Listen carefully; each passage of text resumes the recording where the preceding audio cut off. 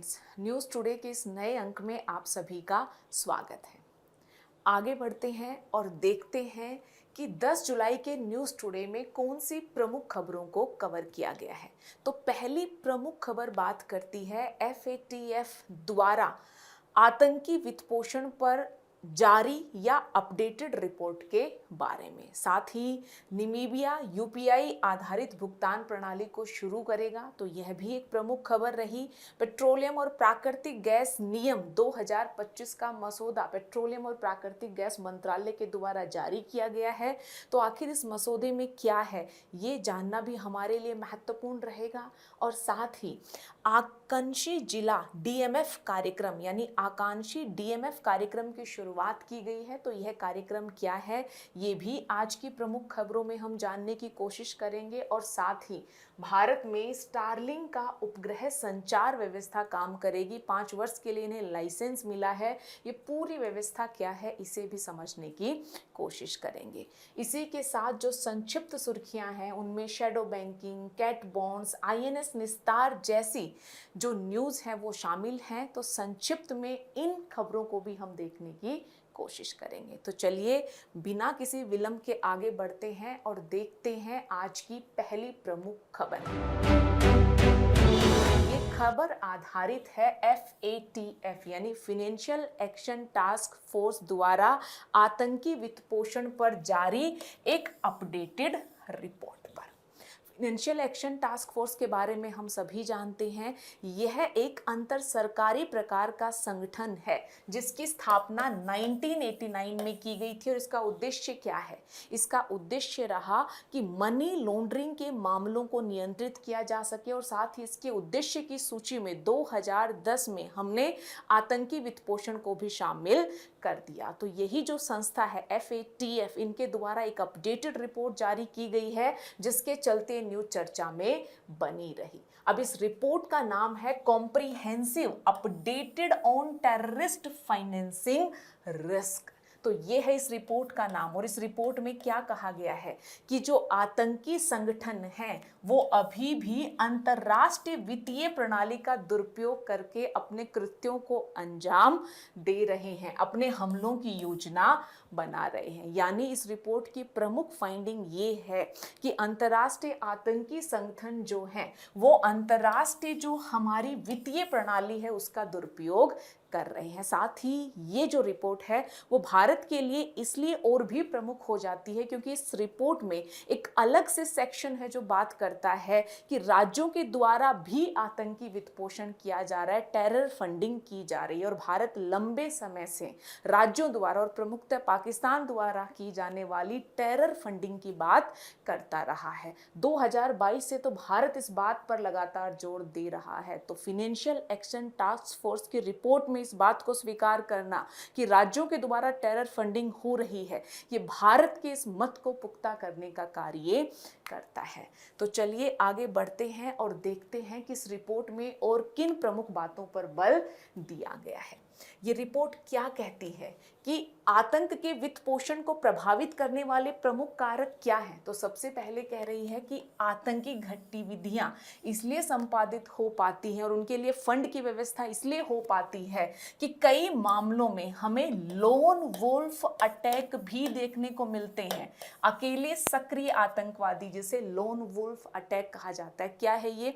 जब अकेले आतंकी है ना अपने बलबूते पर आतंकी गतिविधियों को अंजाम देते हैं, ये किसी आतंकी ग्रुप से नहीं जुड़े होते। तो ये प्रत्यक्षतः किसी ग्रुप से नहीं जुड़े होते हैं, ये अपने ही तरह से इस प्रकार के विचारों से प्रभावित होते हैं और आतंकी गतिविधियों को अंजाम देते हैं। तो ये वित्त की व्यवस्था कर लेते हैं। कई बार छोटे छोटे जो है आतंकी समूह होते हैं और जिनकी वित्त की आवश्यकता भी काफी कम होती है, तो यहां से भी वित्त की आवश्यकता पूरी हो जाती है। साथ ही अफ्रीका और दक्षिणी एशियाई देशों की अगर बात की जाए तो यहां पर जो सीमाएं हैं वो भी असुरक्षित और छिद्रिल सीमाएं हैं जो आतंकी गतिविधियों को बढ़ाने, आतंकी वित्त पोषण में मददगार साबित होती हैं। और साथ ही जो मुक्त व्यापार क्षेत्र हैं, फ्री ट्रेड एरियाज, यानी किसी भी देश की भौगोलिक सीमाओं के भीतर स्थापित इस प्रकार के क्षेत्र जहां बाहर से वस्तुएं आती हैं, प्रोसेस होती है और उनको फिर से री एक्सपोर्ट कर दिया जाता है, ये क्षेत्र वो क्षेत्र होते हैं जहां कस्टम कानून कम से कम लागू होते हैं। कर इत्यादि के मामले में इन क्षेत्रों को काफी रियायतें मिली होती हैं। तो इस प्रकार के जो मुक्त व्यापार क्षेत्र होते हैं, यहाँ पर तुलनात्मक रूप से रूल रेगुलेशन कम होते हैं, निगरानी कम होती है, नियमों में ढील दी जाती है ताकि व्यापार बढ़े, ताकि निर्यात बढ़े। और इस प्रकार के जो एरियाज हैं वो प्रमुखतः जो हमारे बंदरगाह क्षेत्र हैं या फिर हमारे जो एयरपोर्ट्स हैं उनके आसपास स्थापित होते हैं। तो कम निगरानी के चलते और नियमों में कमी के चलते इन मुक्त व्यापार क्षेत्रों से भी जो है लाभ उठाया जाता है आतंकी समूह या संगठनों के द्वारा। और इतना ही नहीं, रिपोर्ट कहती है कि कुछ देशों के द्वारा भी टेरर फंडिंग की जा रही है या टेरर एक्टिविटीज को समर्थन प्रदान किया जाता है। और ये रिपोर्ट ये भी कह रही है कि इस तरह का समर्थन वैश्विक शांति और सुरक्षा के लिए बड़ा खतरा है। अब अगली प्रमुख बात हमारे लिए ये जरूरी हो जाती है कि आखिर आतंकी वित्त पोषण के माध्यम क्या है। तो एक तो है परंपरागत तरीका जो हमें अल शबाब और हमास जैसे समूह के द्वारा इस्तेमाल किया जाता हुआ बार बार देखने को मिलता है, जैसे इनके द्वारा नगद आधारित लेन देन, हवाला, इस प्रकार के जो तरीके हैं उनका इस्तेमाल किया जा रहा है। लेकिन इस रिपोर्ट में जो प्रमुख चर्चा का केंद्र बिंदु है वो है नई पद्धतियां। आज के समय में social media, crowd funding platforms, यानी ऐसे प्लेटफॉर्म जहां से लोग छोटी छोटी अमाउंट में फंड देते हैं, लेकिन बहुत सारे लोग फंड देते हैं तो अमाउंट बहुत बड़ी हो सकती है।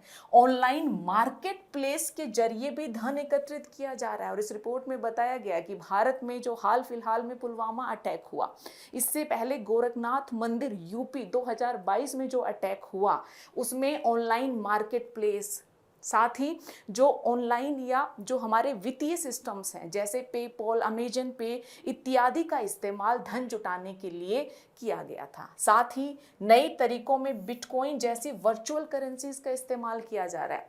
ऑनलाइन गेमिंग प्लेटफॉर्म्स के माध्यम से यहाँ से वहाँ फंड ट्रांसफर किया जा रहा है ताकि टेरर फंडिंग की जा सके। इसके अलावा और क्या तरीके हैं? जबरन वसूली, फिरौती के माध्यम से धन प्राप्त करना, मादक पदार्थों की तस्करी करना, है ना। और साथ ही बोको हरम जैसे कुछ संगठन हैं जो प्राकृतिक संसाधन जैसे सोना, लकड़ी इत्यादि का अवैध व्यापार करते हैं, वहां से धन प्राप्त करते हैं और आतंकी गतिविधियों में इस धन का इस्तेमाल करते हैं। इतना ही नहीं, जो कानूनी संस्थाएं हैं उनका भी दुरुपयोग किया जा रहा है। किस प्रकार से हो रहा है? हम देखते हैं कि फ्रंट कंपनियां और शेल कंपनियों के जरिए धन को छुपाया जाता है। शेल कंपनी जो कागज में है, वास्तव में ऐसी कंपनियां किसी आर्थिक गतिविधि में संलग्न नहीं होती। फ्रंट कंपनियां ये बिल्कुल आर्थिक गतिविधियां करती हैं, लेकिन ऊपरी स्तर पर ये कुछ और गतिविधियां करती हुई दिखाई देती हैं और निचले स्तर पर छिपाकर ये गैर कानूनी गतिविधियां करती हैं। तो ये जो कार्य करती हैं, जो देखने पे स्पष्ट होता है, बेसिकली इनके रियल इंटेंशन को छुपाने का एक तरीका होता है। तो अलग अलग प्रकार की कंपनियां हैं जिनके माध्यम से टेरर फंडिंग को संभव बनाया जा रहा है। गैर सरकारी संगठन बनाए जाते हैं और यहाँ से फंड डाइवर्ट किया जा रहा है आतंकी गतिविधियों हेतु। यानी रिपोर्ट कहती है कि जो परंपरागत तरीके हैं जैसे नकदी, हवाला इत्यादि, ये सारे तरीके तो चल ही रहे हैं, कुछ संगठन इनका तो इस्तेमाल कर ही रहे हैं, लेकिन इसके साथ साथ जो नवीन प्रकार के तरीके हैं, जो डिजिटल असेट्स का इस्तेमाल करना है, क्राउड फंडिंग का इस्तेमाल करना है, इस प्रकार के जो तरीके हैं, ऑनलाइन मार्केट प्लेस का इस्तेमाल करना है, इस प्रकार के तरीकों का इस्तेमाल भी टेरर फंडिंग के लिए किया जा रहा है।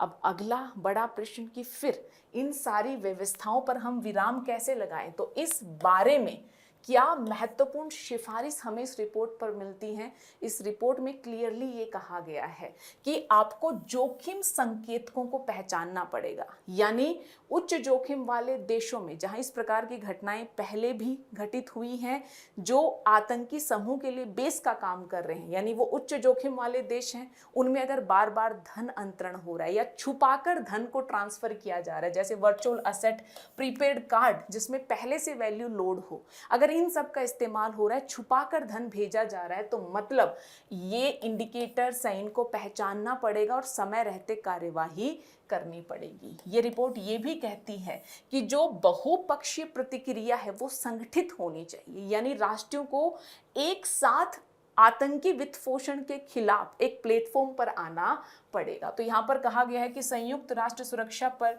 परिषद के प्रतिबंध इत्यादि सबका इस्तेमाल किया जा सकता है और साथ ही FATF मानक से बाहर के क्षेत्रों तक पहुंच, यानी सोशल मीडिया और मैसेजिंग प्लेटफॉर्म जो आज के समय में नए खतरे पैदा कर रहे हैं, उनका क्या योगदान है उसे समझना पड़ेगा और उनके जो योगदान है उससे निपटा कैसे जाए, इसमें पब्लिक प्राइवेट पार्टनरशिप जो है वो महत्वपूर्ण हो सकती है। अभी सोशल मीडिया प्लेटफॉर्म और मैसेजिंग साइट क्या करती हैं, इनके माध्यम से आतंकी समूह अपनी विचारधारा जो है आम लोगों और युवाओं तक पहुंचाते हैं, यहीं से लोगों को हायर भी कर पाते हैं, इनको ट्रेनिंग भी प्रदान की जाती है। तो ये जो नए प्रकार के ट्रेंड हमें दिख रहे हैं डिजिटल युग में, इनसे निपटने के लिए भी हमें तैयार होना पड़ेगा। इस बारे में बात फाइनेंशियल एक्शन टास्क फोर्स की रिपोर्ट में की गई है। चलिए अब इसके बाद आगे बढ़ते हैं और देखते हैं आज की दूसरी प्रमुख खबर। आज की दूसरी प्रमुख खबर है नामीबिया के द्वारा UPI आधारित भुगतान प्रणाली को स्वीकार किया गया है। इस बारे में नामीबिया UPI आधारित डिजिटल भुगतान प्रणाली शुरू करने वाला अफ्रीका का ऐसा पहला देश बन गया है। ये हुआ क्यों? क्योंकि हाल ही में भारत के प्रधानमंत्री ने नामीबिया की यात्रा की और इसी दौरान नामीबिया के द्वारा जो है एक लाइसेंसिंग समझौते पर हस्ताक्षर करने का निर्णय लिया गया और ये लाइसेंसिंग समझौता किस पर जुड़ा हुआ था? UPI प्रणाली को अपनाने से जुड़ा हुआ था। अब 2-3 बड़े प्रश्न हैं जिनका उत्तर ढूंढना जरूरी है। सबसे पहले, क्या भारत में इस चीज की या इस बारे में हम सक्रिय कोशिश कर रहे हैं कि UPI की वैश्विक स्तर पर स्वीकार्यता और इस्तेमाल बढ़े? तो उत्तर है बिल्कुल हाँ। अब ये उत्तर हमें यहाँ से मिलता है। आप देखोगे RBI ने 2023-24 में अपनी वार्षिक रिपोर्ट में NPCI international payment limited, NPCI international payment limited, जिसे NIPL भी कहा जाता है, ये कुछ और नहीं बल्कि NPCI के स्वामित्व वाली ही एक कंपनी है जो UPI के अंतर्राष्ट्रीय प्रसार और रुपए कार्ड के अंतर्राष्ट्रीय प्रसार के मामलों को देखती है। तो RBI ने 23-24 की अपनी वार्षिक रिपोर्ट में NPCI इंटरनेशनल पेमेंट लिमिटेड के साथ मिलकर ये निर्णय लिया कि हम 2028-29 तक 20 देशों में UPI को पहुंचाने के मामले में काम करेंगे और इस हेतु एजेंडा भी निर्धारित किया गया। तो बिल्कुल ऐसी कोशिश भारत के द्वारा सक्रिय तौर पर की जा रही है और इसी कोशिश का परिणाम है कि UPI आधारित अंतर्राष्ट्रीय मर्चेंट भुगतान आज काफ़ी सारे देश हैं जो स्वीकार कर चुके हैं और इस बारे में प्रश्न UPSC ने इस बार प्रीलिम्स में पूछा भी है। हम देखते हैं Bhutan, France, Mauritius, Nepal, Singapore, Sri Lanka और संयुक्त अरब अमीरात वो राष्ट्र हैं जिन्होंने UPI आधारित अंतर्राष्ट्रीय मर्चेंट भुगतान व्यवस्था को स्वीकार किया है। अब एक प्रश्न का उत्तर तो हमें मिला कि बिल्कुल भारत के द्वारा ये कोशिश की जा रही है कि UPI का प्रचार प्रसार हो। अब दूसरा प्रमुख जो प्रश्न है वो ये है कि आखिर इस हेतु हमने किस प्रकार की कोशिश की है, किस प्रकार के कदम उठाए हैं। तो सबसे पहले तो NIPL, अभी मैंने बताया था NIPL क्या है, NPCI national payment corporation of India international payment limited. तो ये क्या है? NPCI की पूर्ण स्वामित्व वाली एक सहायक कंपनी है और इसकी स्थापना ही इसलिए की गई है कि भारत से बाहर रुपए कार्ड और UPI के प्रसार को बढ़ावा दिया जा सके। इसके अलावा एक और कदम हमने उठाया जिसका नाम है UPI वन वर्ल्ड। G20 इन राष्ट्रों से कोई भी व्यक्ति या कोई NRI भारत आता है तो UPI से जुड़ा हुआ उसे प्रीपेड पेमेंट इंस्ट्रूमेंट दे दिया जाएगा या मोटा मोटा उसका एक वॉलेट UPI से लिंक कर दिया जाएगा। भारत में जहां भी आवश्यकता पड़े वो इस वॉलेट या प्रीपेड जिसमें पहले से वैल्यू डाली गई है इस प्रकार के पेमेंट इंस्ट्रूमेंट के माध्यम से भुगतान कर सकता है। तो हमने NIPL की स्थापना की NPCI के तहत, UPI वन वर्ल्ड जैसी व्यवस्था को शुरू किया। और ऐसा ही नहीं है, भारत G20 के तहत भी कुछ पहल कर रहा है। जैसे एक पहल है ग्लोबल DPI रिपोजिटरी। DPI क्या है? Digital public infrastructure. ये इस प्रकार का सिस्टम को कहा जाता है या सेट ऑफ सिस्टम्स को कहा जाता है जो सुरक्षित होते हैं, जो खुले होते हैं, जिनमें इंटर ऑपरेबल यानी दूसरे सिस्टम्स के साथ ही इंटीग्रेट कर सकते इस प्रकार का गुण होता है।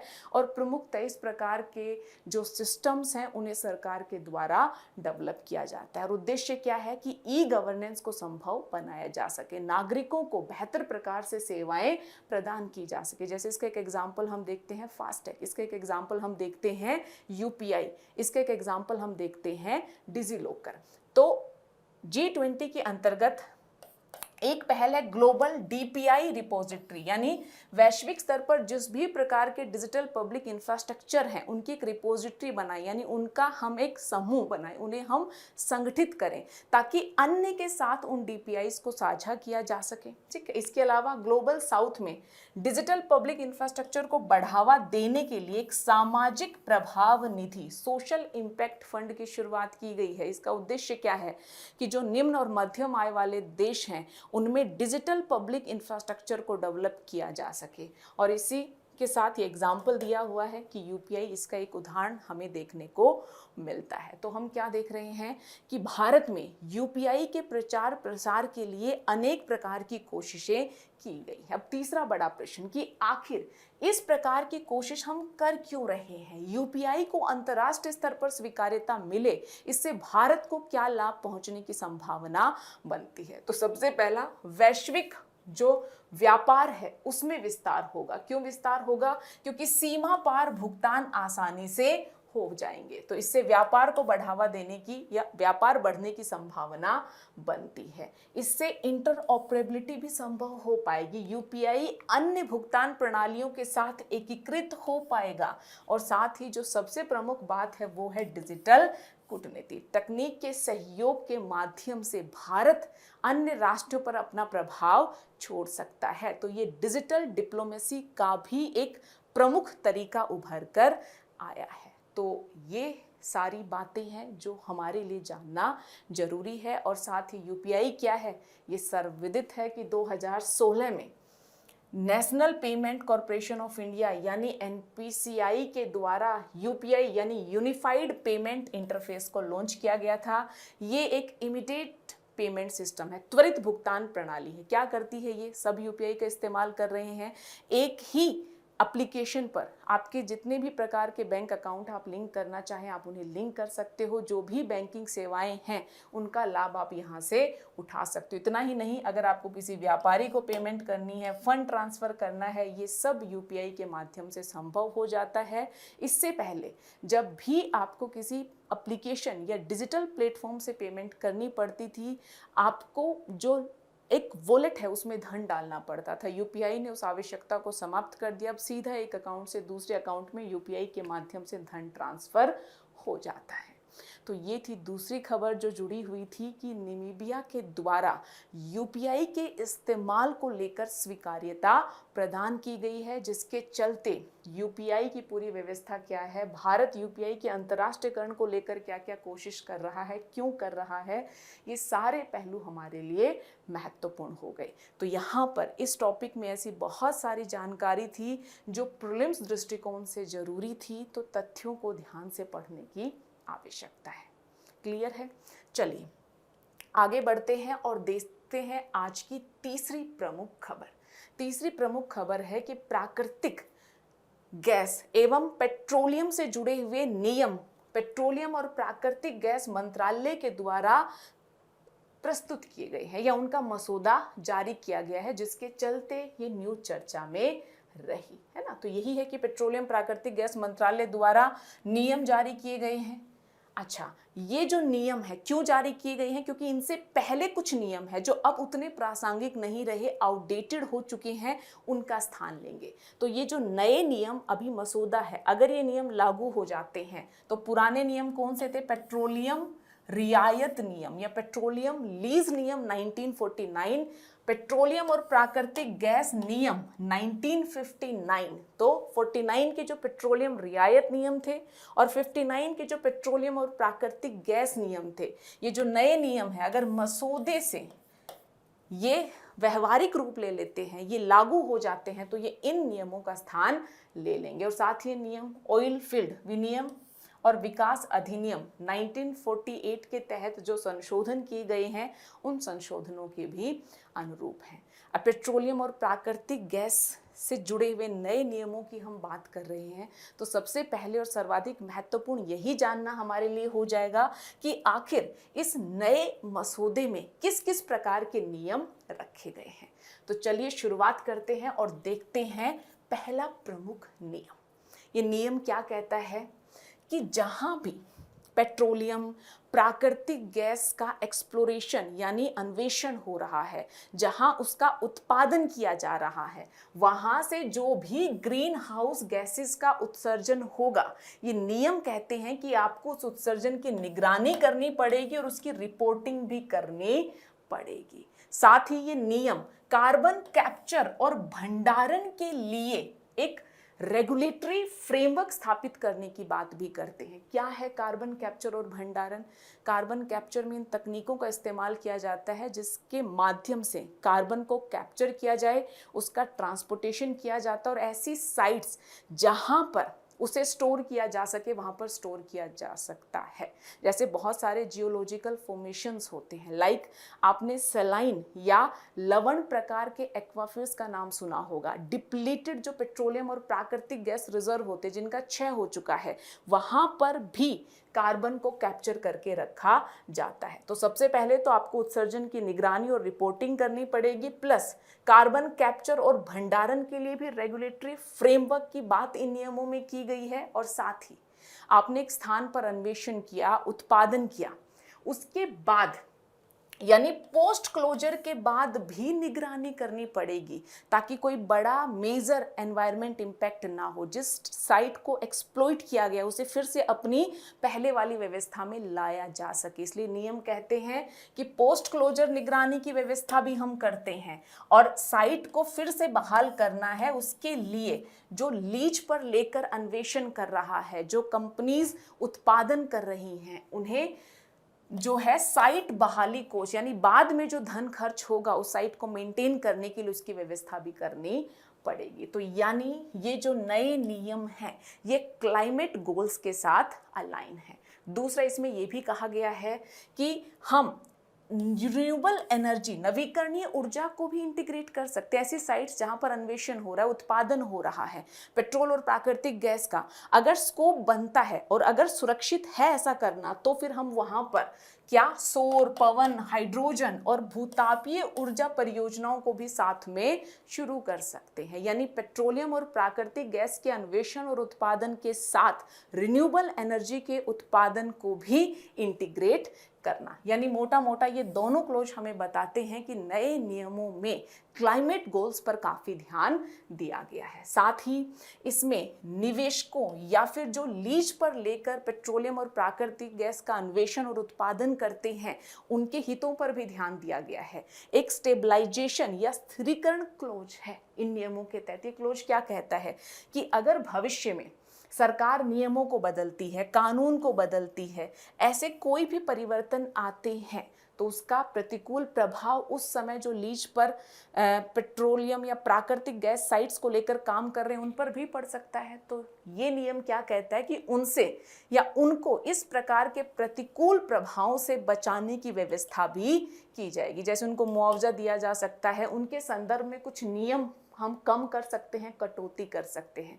यानी ग्रीन या क्लाइमेट गोल्स और साथ ही जो प्राकृतिक गैस या पेट्रोलियम के उत्पादन या अन्वेषण में भूमिका निभाने वाले निवेशक रहेंगे, उद्यमी रहेंगे, उनकी सुरक्षा के लिए भी क्लोज या खंड की व्यवस्था इन नियमों में की गई है। साथ ही नियम ये भी कहते हैं कि जो भी लीज पर लेकर उत्पादन में लगा हुआ है ना, और उत्पादन व्यवस्था को संपन्न बनाने के लिए कुछ बेसिक इंफ्रास्ट्रक्चर है जैसे पाइपलाइन इत्यादि, अगर वो अंडर यूटिलाइज्ड हैं तो इनका दायित्व बनेगा कि वो ये सूचना दें कि ये हमारा इंफ्रास्ट्रक्चर अभी सही से यूज नहीं हो रहा है, ताकि किसी अन्य थर्ड पार्टी को इस्तेमाल की अनुमति दी जाए, ताकि कोई भी हमारा इंफ्रास्ट्रक्चर व्यर्थ ना हो। साथ ही अगर कोई भी विवाद होता है, अनुपालन के जो प्रावधान हैं उनका सही से अनुपालन ना हो, कोई अन्य प्रकार का विवाद हो, दंड इत्यादि से लगी हुई या दंड लगाने जैसी कोई भी बात हो, तो ऐसे मामलों में निर्णय के लिए एक समर्पित निर्णायक प्राधिकरण की व्यवस्था भी ये नियम करते हैं। और साथ ही नियम डेटा आज के समय में काफ़ी इंपॉर्टेंट है, तो डेटा के बारे में भी बात करते हैं कि जो भी उत्पादन से अन्वेषण से जुड़े हुए आंकड़े हैं, जो भी नमूने हैं, जो है डेटा है, जो भी सैंपल्स हैं, वो आपको केंद्र सरकार के स्वामित्व में रखने होंगे। आप चाहो तो अपने लिए इस्तेमाल कीजिए, लेकिन अगर किसी बाह्य पक्ष या किसी को आप निर्यात करते हैं वो डेटा, तो ऐसा करने की अनुमति नहीं है, आपको सरकार की मंजूरी लेनी पड़ेगी। तो ये जो नए नियम हैं, ये जो निवेशक हैं या लीज पर साइट्स को लेकर उत्पादन करने वाले उद्यमी हैं, उनको फ्लेक्सिबिलिटी प्रदान करता है। साथ ही डेटा गवर्नेंस के बारे में, न्याय निर्णय इत्यादि के बारे में भी कुछ नियम हमारे सामने रखता है। तो इससे क्या संभव हो पाएगा? पेट्रोलियम और प्राकृतिक गैस क्षेत्र में क्या सुधार होंगे? सबसे पहले हमने क्या देखे थे प्रोविजंस में कि हरित गृह गैसों का उत्सर्जन कम होगा। क्यों? क्योंकि आपको उनकी रिपोर्टिंग करनी पड़ेगी, निगरानी करनी पड़ेगी, कार्बन कैप्चर और स्टोरेज तकनीक का अनुपालन करना पड़ेगा। तो सीधी सी बात है कि हरित गृह प्रभाव वाली गैसों का उत्सर्जन कम होगा। अगर शिकायत निवारण के लिए हम तंत्र बना रहे हैं तो शिकायत निवारण व्यवस्था बेहतर हो पाएगी। एक बात और जो हाईलाइटेड करने वाली है कि ये जो नियम है ये पेट्रोलियम और प्राकृतिक गैस से जुड़ी हुई अपस्ट्रीम एक्टिविटीज से जुड़े हुए हैं। अपस्ट्रीम मतलब ऊपर वाली, डाउनस्ट्रीम मतलब नीचे वाली। अपस्ट्रीम का मतलब क्या है पेट्रोलियम और प्राकृतिक गैस के संदर्भ में? कि हम अन्वेषण कर रहे हैं, हम ड्रिलिंग कर रहे हैं, हम उत्पादन कर रहे हैं, ये ऊपरी चरण की गतिविधियां जिन्हें हम अपस्ट्रीम कहते हैं। और निचले चरण में उत्पादन के बाद हम जो है रिफाइन कर रहे हैं, हम ग्राहकों तक इन उत्पादों को पहुंचा पा रहे हैं। ये सारी चीजें किस में आ जाती हैं? डाउनस्ट्रीम। तो ये जो नए नियम हैं ये प्रमुखतः अपस्ट्रीम व्यवस्था को बेहतर करने के लिए लाए गए हैं। तो अपस्ट्रीम ढांचे का आधुनिकीकरण, ईज ऑफ डूइंग बिजनेस, अगर हम निवेशकों को रियायत दे रहे हैं, स्टेबलाइजेशन क्लोज हम शामिल कर रहे हैं, खंड हम शामिल कर रहे हैं, अन्य प्रकार की कुछ छूट भी जो लीज पर लेकर कार्य करने वाले या निवेशक हैं उनको प्रदान की गई है, तो ईज ऑफ डूइंग बिजनेस बढ़ेगा। छोटे छोटे फर्म्स को भी हम पेट्रोलियम प्राकृतिक गैस अन्वेषण या उत्पादन हेतु आमंत्रित कर रहे हैं। और डेटा गवर्नेंस अगर बेहतर होगा तो भविष्य में उस डेटा का प्रभावी ढंग से इस्तेमाल किया जाना संभव हो पाएगा। तो इन सारे महत्व को समझकर जो नए पेट्रोलियम और प्राकृतिक गैस रूल्स 2025 है उनका मसौदा पेट्रोलियम और प्राकृतिक गैस मंत्रालय द्वारा जारी किया गया है। तो अभी मसौदा है, इन्होंने अंतिम रूप नहीं लिया है। क्लियर है? अगला न्यूज आर्टिकल है आकांक्षी डीएमएफ कार्यक्रम। सबसे पहले ये चर्चा में क्यों है?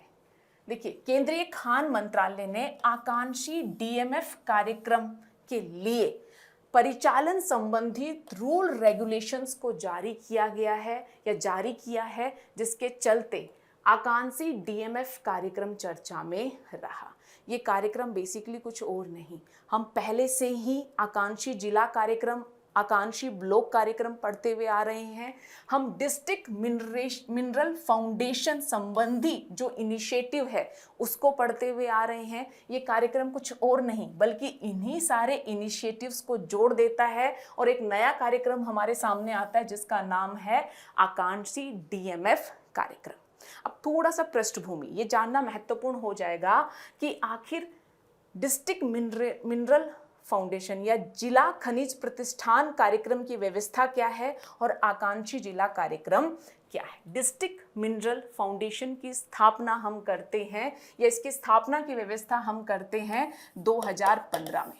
क्या किया जाता है 2015 में MMDR mineral and mines development and regulation act 1957 है। इस एक्ट में हम संशोधन करते हैं और संशोधन के माध्यम से हम ये कहते हैं कि जो खनिज प्रभावित जिले हैं उनमें हम किसकी स्थापना करेंगे, एक ट्रस्ट के तौर पर DMF डिस्ट्रिक्ट मिनरल फाउंडेशन की स्थापना करेंगे। साथ ही ये जो फाउंडेशन है ये किसको देखेगी, डिस्ट्रिक्ट मिनरल फंड को देखेगी। फंड कहाँ से आएगा, इन क्षेत्रों में खनन गतिविधियों से जुड़ी हुई जो कंपनीज हैं उनके द्वारा सरकार को रॉयल्टी प्रदान की जाती है। उस रॉयल्टी का एक हिस्सा उन्हें डिस्ट्रिक्ट मिनरल फाउंडेशंस को देना पड़ेगा ताकि उनकी खनन गतिविधियों से जो लोग प्रभावित हो रहे हैं उन लोगों का कुछ कल्याण संभव हो पाए। इस हेतु हम डिस्ट्रिक्ट मिनरल फाउंडेशन की व्यवस्था करते हैं। MMDR एक्ट 1957 कहता है, ध्यान से सुनना है, कि DMF की स्थापना कौन करेगा, राज्य सरकारें करेंगी। उनका कंपोजिशन क्या होगा, उनकी गतिविधियां क्या होंगी, ये देखने का कार्य किसको सौंपा गया, राज्य सरकारों को सौंपा गया। लेकिन सारे कार्य राज्य सरकारों के हाथ में छोड़ देना व्यवस्था को जो है प्रभावित कर सकता था। इसीलिए केंद्र सरकार के द्वारा प्रधानमंत्री खनिज क्षेत्र कल्याण योजना नामक एक योजना लाई जाती है और इस योजना में ये दिशा निर्देश दिए जाते हैं कि जो डिस्ट्रिक्ट मिनरल फाउंडेशन के तहत फंड की व्यवस्था की है, आखिर उस फंड का इस्तेमाल किस प्रकार से किया जाएगा, किस किस प्रकार की गतिविधियों पर किया जाएगा। तो ये है DMF और प्रधानमंत्री खनिज क्षेत्र कल्याण योजना की बातें, और ये पूरी व्यवस्था 2015 से चली आ रही है। अब हम देखते हैं कि आकांक्षी जिला कार्यक्रम और आकांक्षी ब्लॉक कार्यक्रम क्या है। तो इसका उद्देश्य क्या था कि जो हमारे अल्प विकसित जिले हैं उनको भी बेहतर बनाने हेतु आकांक्षी जिला और आकांक्षी ब्लॉक कार्यक्रम हमने शुरू किया। आई थिंक इसके बारे में आप सभी ने सुना होगा। अब ये आकांक्षी DMF कार्यक्रम क्या है, तो यही जो दो इनिशिएटिव पहले से चल रहे थे इनको एकीकृत कर दिया गया है, इंटीग्रेट कर दिया है। जैसे DMF के जो कार्य थे, DMF के जो कार्य हैं उनको ADP या ABP यानी एस्पिरेशनल डिस्ट्रिक्ट प्रोग्राम या जो है ब्लॉक प्रोग्राम के जो प्रमुख क्षेत्रक और प्रदर्शन के जो संकेतक हैं उनके साथ जोड़ना। DMF के कार्य और ये जो हमारा आकांक्षी जिला या आकांक्षी ब्लॉक कार्यक्रम है इसके जो प्रदर्शन के संकेतक हैं उनको एक साथ जोड़ देना ताकि प्रभावित समुदाय को बेहतर से बेहतर लाभ मिल पाए। इसके तहत किन किन संकेतकों पर ध्यान दिया जाएगा, तो जो संकेतक वरीयता में रहेंगे उनमें है स्वास्थ्य और पोषण, शिक्षा, कृषि एवं जल संसाधन, कृषि एवं संबंध गतिविधि, अवसंरचना, सामाजिक विकास, वित्तीय विकास और कौशल विकास। अब आप देखोगे कि आकांक्षी जिला और ब्लॉक्स की पहचान करना, और वर्तमान में 106 आकांक्षी जिलों और 473 आकांक्षी ब्लॉक्स को DMF के साथ जोड़ा गया है। इनकी संख्या में समय के साथ बढ़ोतरी होने की उम्मीद है। तो ध्यान रखना, ऐसा नहीं है कि सभी एस्पिरेशनल डिस्ट्रिक्ट और ब्लॉक्स को अभी हमने DMF इनिशिएटिव के साथ जोड़ दिया है, कुछ के साथ ही कोशिश की है। आने वाले समय में इनका प्रभाव या इनका जो लिंकेज है वो और बढ़ने की संभावना है। आगे वही बताया गया है जो मैं आपको ऑलरेडी बता चुकी हूँ कि आखिर जिला खनिज प्रतिष्ठान या डिस्ट्रिक्ट मिनरल फाउंडेशन की पूरी व्यवस्था क्या है। तो यहाँ हमने क्या देखा, एक नया कार्यक्रम जिसका नाम है आकांक्षी DMF कार्यक्रम। इसकी घोषणा केंद्रीय खान मंत्रालय के द्वारा की गई, जिसके चलते ये पूरा न्यूज़ आर्टिकल चर्चा में रहा। और प्रोग्राम कुछ और नहीं बल्कि DMF और आकांक्षी जिला कार्यक्रम और ब्लॉक कार्यक्रम जो है उसे इंटीग्रेट करता है, यानी दोनों के लक्ष्यों को एक साथ जोड़ देना ताकि परिणाम बेहतर हो। तो ये इनिशिएटिव या ये प्रोग्राम क्या है, प्रीलिम्स पॉइंट ऑफ व्यू से ये महत्वपूर्ण है। तो इससे जुड़ी हुई जानकारी, DMF क्या है, किस एक्ट से व्यवस्था होती है, क्या कार्य हैं, खनिज क्षेत्र कल्याण योजना, प्रधानमंत्री खनिज क्षेत्र कल्याण योजना क्या है, ये सारी जानकारी प्रीलिम्स के लिए जरूरी है। तो इस पर ध्यान देना है।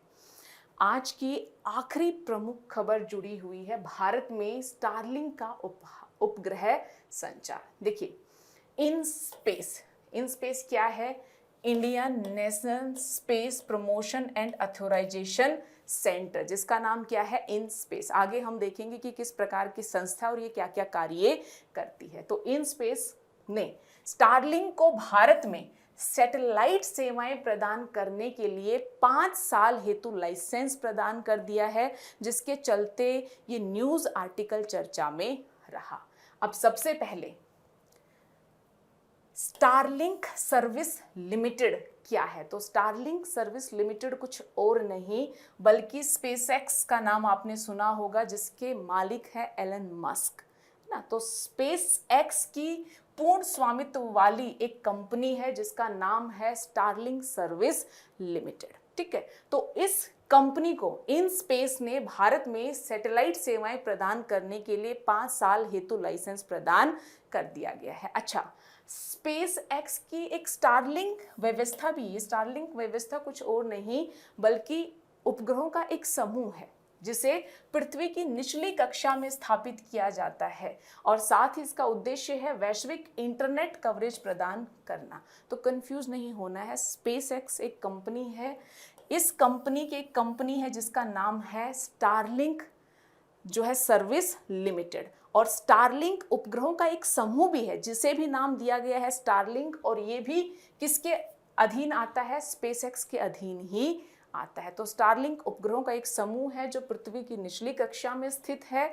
इस उपग्रहों के समूह का इस्तेमाल किया जाता है इंटरनेट कवरेज प्रदान करने के लिए, और साथ ही स्पेसएक्स की एक कंपनी है स्टारलिंक सर्विस लिमिटेड।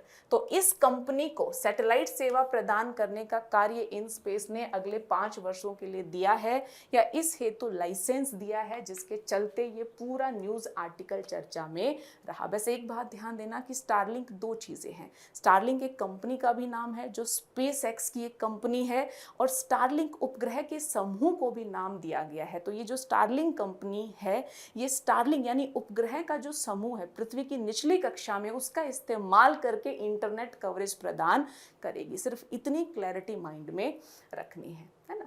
अब इन स्पेस द्वारा प्रदान की ये मंजूरी क्यों महत्वपूर्ण है? क्योंकि यह हमारे उपग्रह संचार क्षेत्र को अधिक खुला बनाएगी और निजी क्षेत्र की भागीदारी को बढ़ाएगी। क्लियर है?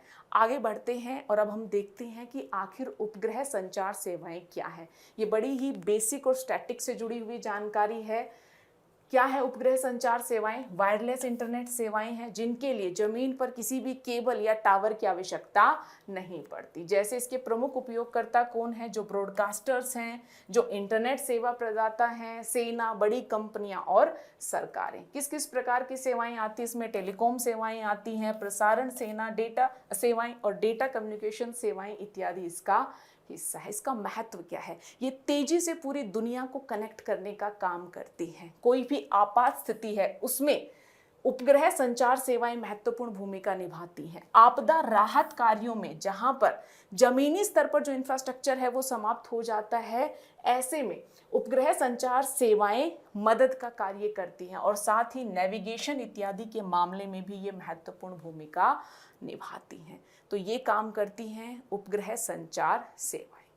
अब बड़ा प्रश्न कि हमने स्टारलिंक सर्विस लिमिटेड को 5 साल के लिए उपग्रह संचार सेवाएं प्रदान करने का लाइसेंस या जो है डिजिटल या इंटरनेट कवरेज प्रदान करने का लाइसेंस प्रदान किया है। तो निजी क्षेत्र को हम आगे बढ़ाना चाहते हैं। बड़ा प्रश्न ये है कि क्या भारत ने पहले भी ऐसे कुछ कदम उठाए हैं? तो बिल्कुल, एंट्रिक्स का नाम आप सभी ने सुना होगा। इसरो की ये क्या है? व्यावसायिक शाखा है। हमने महत्वपूर्ण सुधार किए 2020 में, जिन्हें अंतरिक्ष क्षेत्र के सुधार कहा जाता है। इसमें हमारी 3 प्रमुख संस्थाएं थी जिनके कार्यों का हमने या भूमिकाओं का हमने विभाजन किया, जिसमें पहला नाम आता है इसरो का, दूसरा इन स्पेस का और तीसरा NSIL यानी न्यू स्पेस इंडिया लिमिटेड। इनकी भूमिकाओं का विभाजन किया। साथ ही अंतरिक्ष नीति 2013 है। ये क्या कहती है कि गैर सरकारी जो संगठन हैं उनको भी अंतरिक्ष क्षेत्र में अवसर प्रदान किया जाए ताकि अंतरिक्ष क्षेत्र से जुड़ी हुई जो मूल्य श्रृंखला है उसमें वो भाग ले पाएं। इतना ही नहीं, भारत के द्वारा निजी क्षेत्र से जुड़े हुए स्टार्टअप्स को भी प्रमोट किया जा रहा है, जैसे अग्निकुल, कॉस्मोस। अलग अलग तरीके से इस प्रकार के स्टार्टअप्स को हम जो है पुश करने की कोशिश कर रहे हैं ताकि वो अपना निजी भारतीय लॉन्च व्हीकल विकसित कर पाएं। अच्छा, इस दिशा में एक अच्छी सफलता हमें मिली और ये सफलता क्या है, एक निजी कंपनी जिसका नाम है स्काई रूट एरोस्पेस, इनके द्वारा विक्रम एस नामक लॉन्चिंग रॉकेट को कहां, एक सब ऑर्बिटल में लॉन्च किया गया। अब यहां जानना जरूरी है कि आखिर सब ऑर्बिटल लॉन्च का मतलब क्या है। देखिए, जब कोई भी रॉकेट अंतरिक्ष में तो जाता है लेकिन वो पृथ्वी की जो स्थिर भू कक्षाएं हैं उनका हिस्सा नहीं बन पाता, क्योंकि स्थिर भू कक्षाओं का हिस्सा बनने के लिए, उसमें शामिल होने के लिए एक लेवल ऑफ वेलोसिटी चाहिए। वो वेलोसिटी इन व्हीकल्स में नहीं होती। तो ये अंतरिक्ष में जाते तो हैं, कुछ मिनट के लिए ठहरते और उसके बाद फिर से धरती पर वापस आ जाते हैं। अब आप सोच रहे होंगे कि आखिर इस प्रकार के लॉन्च व्हीकल्स का क्या फ़ायदा, इस प्रकार के रॉकेट्स का क्या फ़ायदा। तो इनका फ़ायदा ये है कि ये साइंटिफिक एक्सपेरिमेंट में, खोज में महत्वपूर्ण भूमिका निभाते हैं। अगर हम भविष्य में अंतरिक्ष में पर्यटन की संभावना देखते हैं तो उसको भी संभव बनाने का कार्य करते हैं। और उनका गुण ये है कि अंतरिक्ष की भू कक्षा में जाने वाले रॉकेट्स की तुलना में इनको विकसित करना, इनकी ईंधन की आवश्यकता काफ़ी कम और काफ़ी सस्ती पड़ती है। तो ये सारी बातें हैं जो आपके लिए जानना जरूरी था। साथ ही अगर इन स्पेस ने इस प्रकार का लाइसेंस जारी किया है तो चलिए जान लेते हैं कि इन स्पेस यानी Indian nation space promotion and authorisation centre, जिसको हिंदी में भारतीय राष्ट्रीय अंतरिक्ष संवर्धन और प्राधिकरण केंद्र कहा गया, आखिर ये क्या कार्य करता है, कब इसकी स्थापना होती है। तो ये अंतरिक्ष विभाग के तहत क्या है, एक स्वायत्त संस्था है। 2020 में, मैंने थोड़ी देर पहले बताया था, अंतरिक्ष क्षेत्र में हमने कुछ सुधार किए, 3 संस्थाओं की भूमिका को अलग अलग किया। उसी समय जो है इसकी स्थापना की गई थी और प्रमुख उद्देश्य क्या है कि हम निजी क्षेत्र की भागीदारी को बढ़ा सके, सार्वजनिक निजी सहभागिता को अंतरिक्ष क्षेत्र के लिए हम और मजबूत कर पाएं। आपने ये भी सुना होगा कि हम अंतरिक्ष क्षेत्र से जुड़े हुए स्टार्टअप्स के लिए वेंचर कैपिटल फंड की स्थापना कर रहे हैं। वेंचर कैपिटल फंड मतलब ऐसा फंड जो स्टार्टअप्स में इन्वेस्ट करता है ताकि वो आगे ग्रो कर पाएं। तो इस प्रकार के फंड की हमने स्थापना की, तो उसके प्रबंधन का कार्य कौन करेगा, इन स्पेस के द्वारा किया जाएगा। इन शॉर्ट अगर मैं 2 लाइन में बताऊं तो 2020 के अंतरिक्ष क्षेत्र के सुधार कार्यक्रम के तहत अंतरिक्ष विभाग के तहत स्थापित एक स्वायत्त संस्था, और इसका प्रमुख कार्य है अंतरिक्ष क्षेत्र में निजी क्षेत्र की भूमिका को बढ़ाना। तो इन स्पेस के बारे में कुछ आपसे पूछा जाए, स्टारलिंक के बारे में कुछ पूछा जाए, उपग्रह संचार सेवाओं के संदर्भ में कुछ पूछा जाए, तो ये सारी जानकारी प्रदान करने का कार्य करता है ये न्यूज़ आर्टिकल। और ये सारे ही डायमेंशन ऐसे हैं जहां से प्रीलिम्स में प्रश्न बनने की संभावना बनती है। इसी के साथ आज की जो प्रमुख न्यूज़ आर्टिकल थे वो कवर होते हैं और हम आगे बढ़ते हैं और देखते हैं संक्षिप्त सुर्खियों को। संक्षिप्त सुर्खियों में आज की जो हमारी पहली सुर्खी है वो जुड़ी हुई है एडमिरल्टी अधिनियम 2017 से। एडमिरल्टी अधिनियम, ये अधिनियम समुद्री क्षेत्र से जुड़े हुए जो विवाद हैं उनके संदर्भ में संपूर्ण व्यवस्था करने का कार्य करता है। हुआ क्या कि केरल सरकार ने जहाज डूबने के चलते केरल के आसपास के इकोसिस्टम को जो नुकसान हुआ है उस नुकसान की भरपाई के लिए एडमिरल्टी अधिनियम के तहत मुआवजे की मांग की है, जिसके चलते ये अधिनियम चर्चा में आया। अब केरल का मामला क्या है कि केरल के तट के आसपास 2 जहाज़ों के डूब जाने से और बहुत सारे कंटेनर्स के समुद्र में चले जाने से जो है वहाँ के पारिस्थितिक तंत्र को नुकसान हुआ। केरल सरकार का कहना है कि उन कंटेनर्स में बहुत सारे खतरनाक सब्सटेंसेस भी थे, डीजल भी क्षेत्र में फैलता है जिससे हमारे पारिस्थितिक तंत्र को नुकसान हुआ है। और ये कंटेनर को मैनेज करने वाली जो फर्म है उसकी कंपनी है मेडिटेरियन शिपिंग कंपनी। तो उस कंपनी को क्लेम देना पड़ेगा ताकि केरल के तट पर हुए नुकसान की भरपाई की जा सके। तो ये था पूरा परिप्रेक्ष्य, ये थी पूरी पृष्ठभूमि जिसके चलते ये न्यूज़ चर्चा में रही। अब हम देख लेते हैं कि आखिर ये अधिनियम क्या है। ये अधिनियम ध्यान रखना है कि हर एक जो है पोत पर लागू होता है, चाहे उसका डोमिसाइल किसी भी देश का क्यों ना हो। इसमें किस किस प्रकार के समुद्री क्लेम कवर होते हैं, तो जहाज को कोई क्षति हुई, अच्छा जो कर्मी हैं उनके पारिश्रमिक से जुड़े हुए मामले हैं, पर्यावरण नुकसान से, जीव जंतुओं के नुकसान या हानि से जुड़े हुए मामले हैं जिनका क्लेम इस एक्ट के तहत कवर किया जाता है। और इस एक्ट के तहत न्याय अधिकार उच्चतम न्यायालय में निहित होता है। अब क्षति के लिए मुआवजा भी अलग अलग प्रकार से हो सकता है। एक तो प्रत्यक्ष मुआवजा दिया जा सकता है, दूसरा जो स्थिति बिगड़ गई है उसे सुधारा जा सकता है, पूर्व स्थिति में वापस लाने की कोशिश भी की जा सकती है। और साथ ही जब तक क्लेम का निपटारा नहीं होता है, यह अधिनियम यह व्यवस्था भी करता है कि सिक्योरिटी राशि के तौर पर जहाज को रोक कर रखा जा सकता है, या सिक्योरिटी के तौर पर जब तक सिक्योरिटी राशि ना आए जहाज को रोका जा सकता है। इस बारे में बात भी एडमिरल्टी अधिनियम 2017 करता है। तो इस अधिनियम की क्या प्रमुख व्यवस्था है, ये प्रारंभिक परीक्षा के दृष्टिकोण से महत्वपूर्ण हो जाती है। आगे बढ़ते हैं और देखते हैं आज की दूसरी जो है सुर्खी, ये जुड़ी हुई है शैडो बैंकिंग से। चर्चा में क्यों है शैडो बैंकिंग? क्योंकि केंद्रीय वित्त मंत्री ने कहा कि एनबीएफसीज अब शैडो बैंक ही नहीं रह गई हैं। इसका अर्थ ये है कि हमारी जो केंद्रीय वित्त मंत्री हैं उन्होंने कहा कि भारत में NBFCs, non banking finance companies काफ़ी परिपक्व हो चुकी हैं। कई तो एनबीएफसीज आकार में काफ़ी विस्तारित हो चुकी हैं, उनका कार्य अत्यधिक जटिल प्रकार का हो चुका है। तो ऐसे में हम ये कहें कि एनबीएफसीज की भूमिका सिर्फ शैडो बैंकिंग तक सीमित है तो ये सही नहीं है, बल्कि एनबीएफसीज पर भी अब धीरे धीरे उस प्रकार के रूल और रेगुलेशंस लगाए जा रहे हैं जैसा कि हमारे परंपरागत बैंकों पर लगाए जाते हैं। अब इस पूरे डिस्कशन में ये समझना जरूरी हो जाता है कि आखिर शैडो बैंक होता क्या है। तो आप पाएंगे कि एक होता है हमारे परंपरागत बैंक जो हर प्रकार की बैंकिंग सुविधाएं या जो बैंकिंग सुविधाएं हैं वो हमें प्रदान करते हैं। शैडो बैंक्स वो होते हैं जो हमें मोटा मोटा उसी प्रकार की सुविधाएं प्रदान करते हैं जैसा कि बैंक प्रदान करते हैं, लेकिन कुछ मामलों में अंतर होता है। इन शैडो बैंक्स को लेकर रूल और रेगुलेशन उस प्रकार के उतने जटिल जितने की परंपरागत बैंकों के संदर्भ में होते हैं। और अगर शैडो बैंक्स का एग्जाम्पल मैं देना चाहूँ तो इस न्यूज आर्टिकल में भी बात की गई है, क्या है? एनबीएफसी। ये बैंक जैसी सेवाएं तो देती हैं लेकिन पूर्णतः बैंक नहीं होती। इनके रूल और रेगुलेशन भी बैंकों से अलग होते हैं, इसलिए इन्हें नाम दिया जाता है शैडो बैंक का। और अब केंद्रीय वित्त मंत्री कह रहे हैं कि धीरे धीरे इनके संदर्भ में भी रूल रेगुलेशन उसी प्रकार के हैं।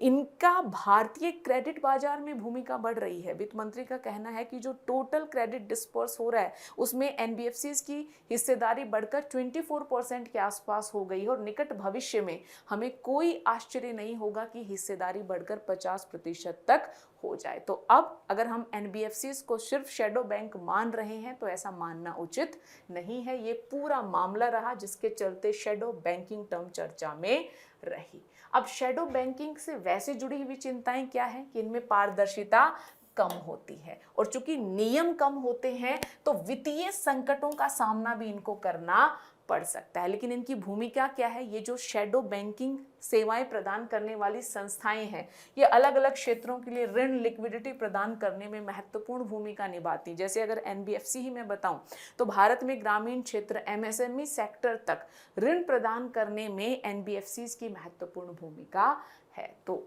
वित्त मंत्री जी के द्वारा एनबीएफसीज के मामले में कुछ कहा गया, टर्म यूज की गई शैडो बैंक, जिसके चलते शैडो बैंक टर्म चर्चा में आ गई।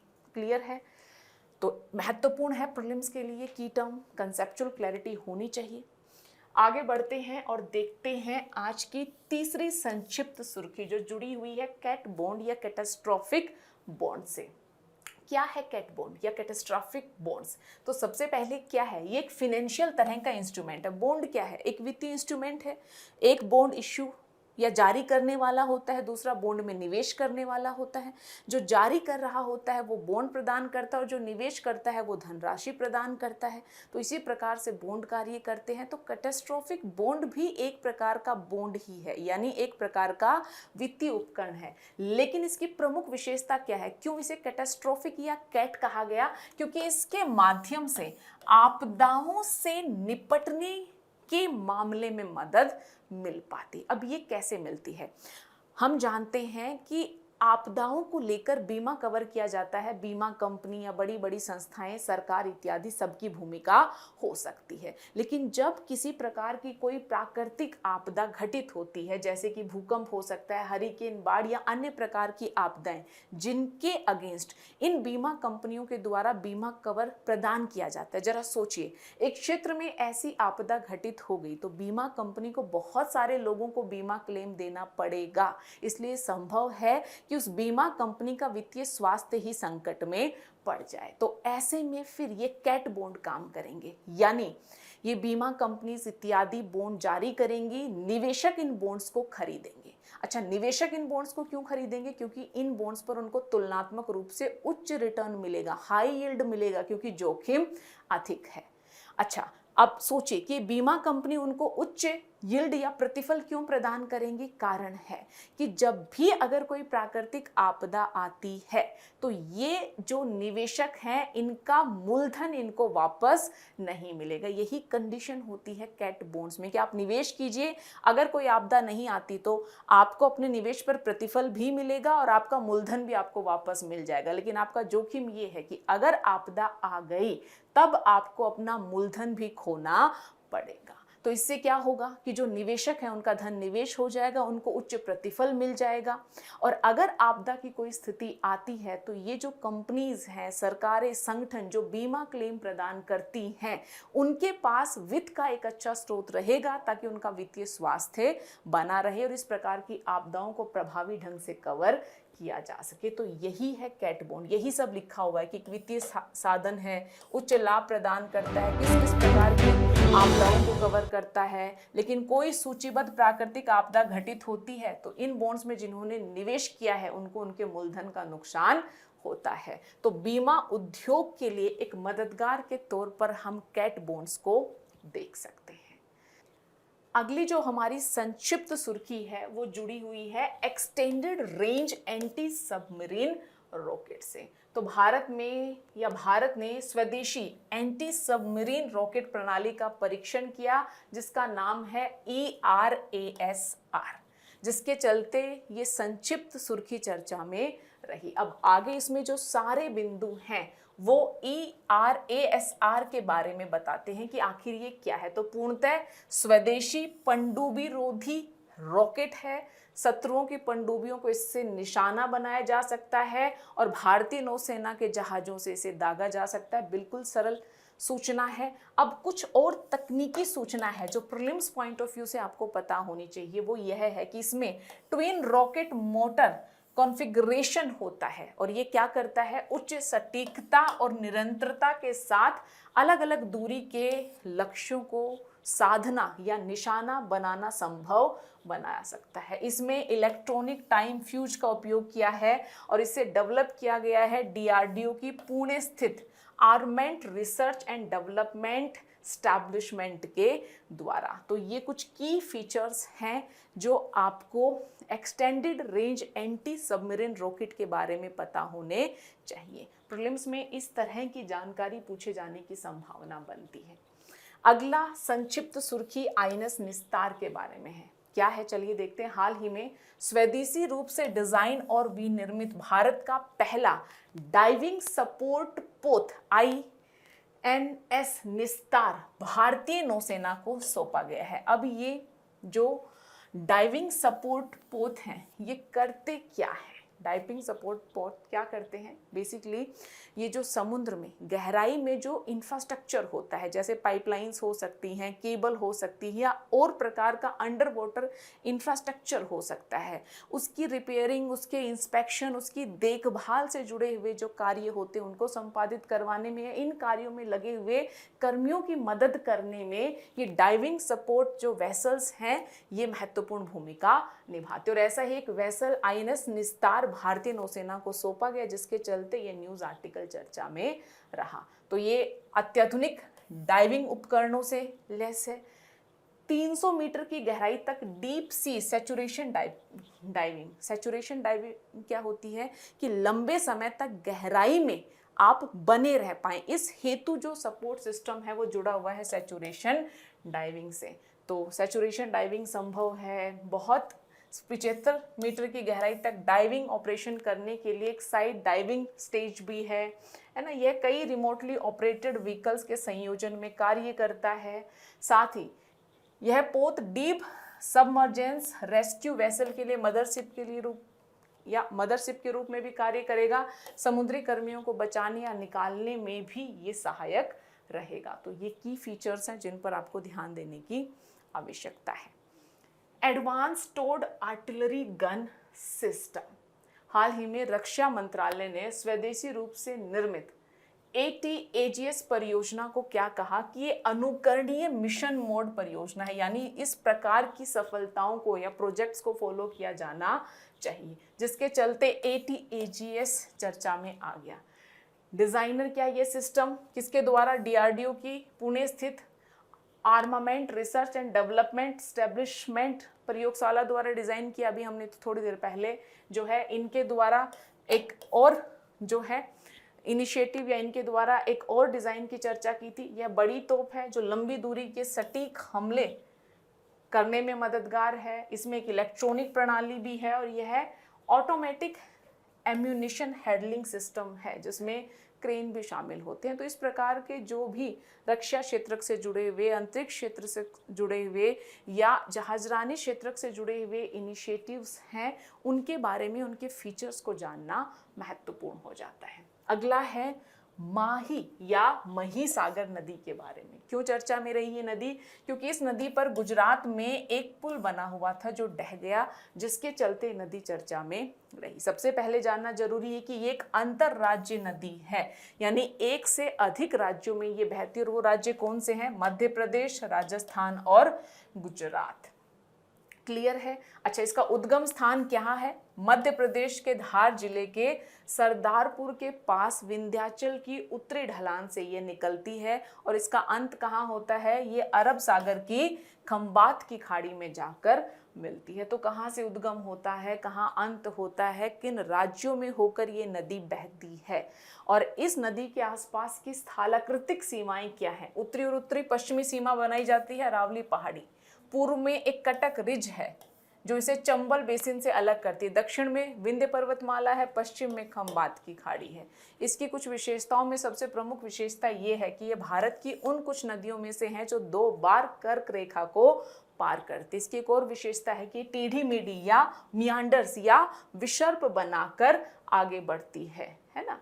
और पश्चिमी दिशा की ओर बढ़ने वाली नदियों में ऐसी विशेषता यानी विसर्प, जैसे ये होते हैं विसर्प या मेंढर बनाकर आगे बढ़ने की विशेषता तुलनात्मक रूप से कम देखी जाती है।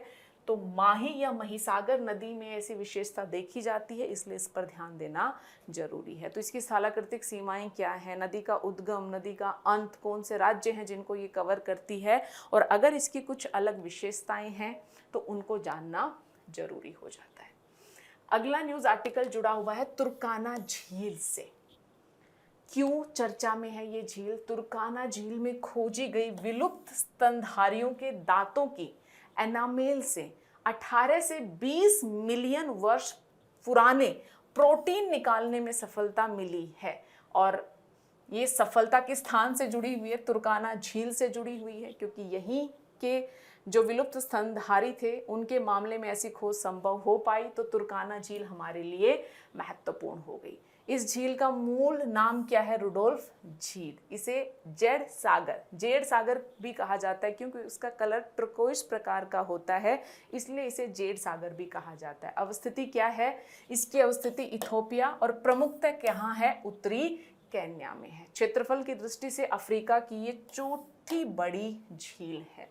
लेक तुर्काना नेशनल पार्क जो यूनेस्को विश्व धरोहर स्थल का दर्जा जिसे प्राप्त है, वह भी इस तुर्काना झील इस पार्क का हिस्सा है। झील में मिलने वाली एकमात्र बारहमासी नदी कौन सी है? ओमो नदी। तो अगर ऐसा कोई स्थान किसी कारण से चर्चा में रहे तो उसके बारे में जो प्रमुख सूचना है वो जाननी है। अब सुर्खियों में रहे स्थान में जो स्थान है वो है सिएरा लियोन और इनकी राजधानी है फ्री टाउन। और सिएरा लियोन की अवस्थिति कहाँ है? ये पश्चिमी अफ्रीका का एक देश है। अच्छा, ये चर्चा में क्यों रहा, पहले ये जानते हैं। दक्षिणी सिएरा लियोन के टर्टल आइलैंड में स्थित न्यांगाई बढ़ते समुद्री जलस्तर के कारण अपने 2/3 हिस्से को, यानी ये जो न्यांगाई स्थान है ये अपने 2/3 भूभाग को बढ़ते जल स्तर के कारण खो चुका है, जिसके चलते जो है, और ये स्थान टर्टल आइलैंड में स्थित है, तो इसलिए ये पूरा न्यूज आर्टिकल चर्चा में रहा।